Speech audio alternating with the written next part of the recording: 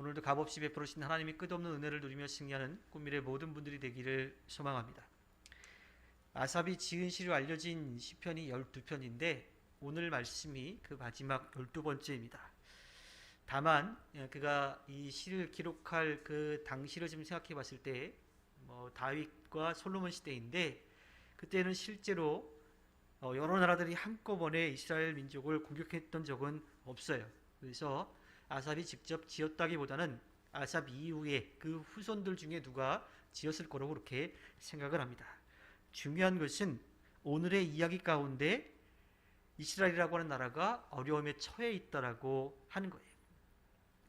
이 시편은 적국들의 침략당한 이스라엘이 하나님께 우리 이렇게 힘듭니다. 우리를 도와주십시오. 왜 하나님 가만히 계십니까? 하고 부르짖는 탄원 시입니다. 나라의 큰 위기가 닥쳤어요.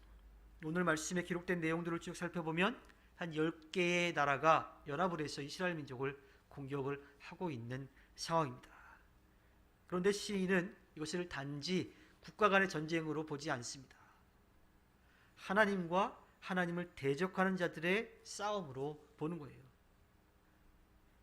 다른 이유가 아니라 이스라엘 자신들이 하나님이 선택하신 백성이라고 하는 것을 자각하고 있었고 또 하나님께서 그들을 분명하게 지키시고 인도해 주실 것을 믿고 있었기 때문이에요. 그래서 나라 간의 전쟁이 아니라 하나님과 그의 대적권의 싸움이라고 그렇게 이야기를 합니다. 민족이 닥친 위기의 때는 어떠한 때일까요? 나라가 힘들고 어려울 때 그때는 탄식하고 절망하고 주저앉고 포기하고 이제 어떻게 살아가야 되나 하고 근심하며 걱정하며 살아야 될 때일까요? 그렇지 않습니다.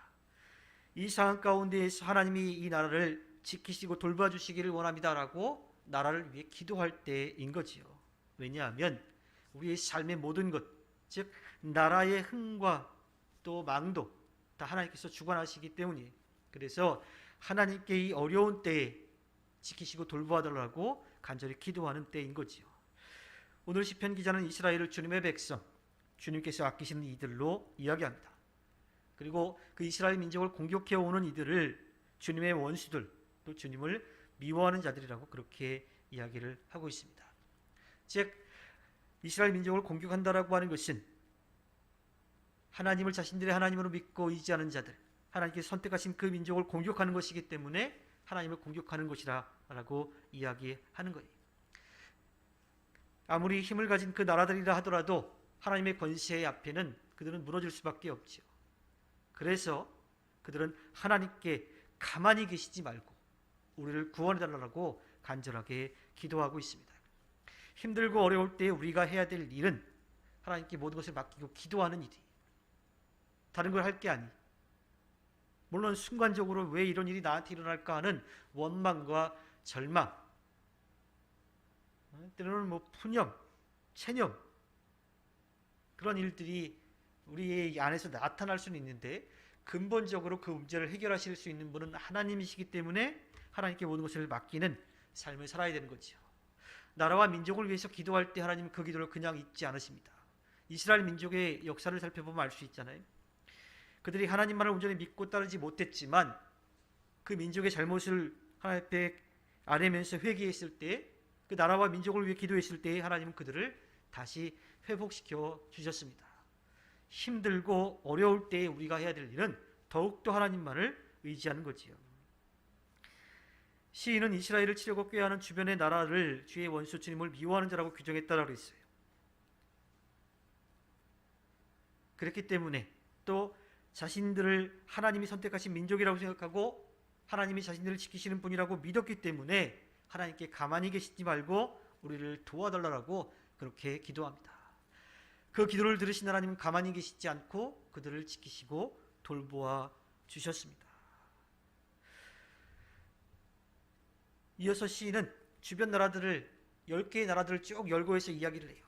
실제로 그 모든 나라가 한꺼번에 존재하지도 않았고 한꺼번에 이스라엘 민족을 공격해 오지도 않았습니다. 다만 시인의 이런 이야기 가운데 핵심은 언제나 이스라엘 민족을 공격해 오는 나라들이 있었다라고 하는 거예요. 끊임없이 계속 공격해 와요. 근데 그때마다 이스라엘 민족은 물론 걸려 넘어지기도 하고 주저앉기도 하고 또 돌아서기도 했었지만 결국은 하나님께 매달려 기도하면서 구원의 은혜를 누렸던 거죠. 그리고 그 악인들의 그러한 공격이 지금도 우리에게 분명하게 일어나고 있다고 하는 것을 우리는 깨달아야만 합니다. 사실 어쩌면 그냥 평안한 삶, 꽃길만 걸으면 얼마나 좋겠어요. 그런데 꽃길만 걸을 수도 없습니다. 만약에 꽃길만 걷는다면 온실의 화초처럼 나약하게 자랄 수밖에 없을 거예요. 우리의 신앙도 가만히 그냥 지키는 수준이 아니라 계속 나락으로 떨어질 수밖에 없을 거예요. 때로는 그러한 어려움들이 우리의 신앙을 더 굳건하게 지켜가는 힘이 되기도 합니다. 그렇기 때문에 하나님께서 그 어려움들을 허락해 주신 거예요. 하나님께서 원하시는 것을 우리가 분명하게 깨달아야 되고요. 우리가 그 가운데 원망하고 절망하는 것이 아니라 이를 통해서 하나님께서 나를 더욱더 세워가시려고 하는 그 뜻을 깨닫고 온전한 모습으로 서기 위해서 노력해야 합니다. 주님이 다시 오시기 전까지 이러한 악인들의 공격, 사탄의 유혹, 죄의 유혹은 우리에게 계속 일어날 거예요. 내가 좀 더 가지려고 다른 사람의 것 뺏으려고 하는 그런 욕심들, 아주 순간 찰나일지라도 그런 일들이 계속 일어날 겁니다. 또 때로는 그러한 마음의 어려움들이 아니라 주변 환경적인 어려움이 올 수도 있어요. 그때에 우리가 해야 될 일은 하나님께 맡기고 기도하는 일이라고 하는 것을 분명하게 기억해야 합니다. 절대로 악의 공격에, 사탄의 유혹에 넘어가서 절망하는 일이 없어야 돼요. 그리고 포기하는 일이 없어야 합니다. 그들은 마지막 때에 하나님의 심판을 받을 수밖에 없게 되기 때문이죠. 사탄의 거짓말에 속지 말고 악한 무리의 규모에, 그들의 그런 세상적인 권세에 절대로 눌리지 말아야 합니다. 하나님이 그들까지도 다스리시고 그들까지도 하나님께서 심판하실 것이기 때문입니다. 오직 하나님의 말씀만을 의지하고 따르는 것, 그것이 우리들에게 필요한 거지요. 이미 승리는 하나님께 있고 하나님 편에 서 있는 우리에게 그 승리가 옴을 기억하며 살아가는 우리 모두가 되기를 소망합니다. 하나님께서 허락해 주신 오늘 하루를 살아갈 때 우리에게 승리를 주신 하나님을 의지하여 기쁨을 드리는 삶 살아내기를 주님의 이름으로 부탁드립니다. 기도하겠습니다.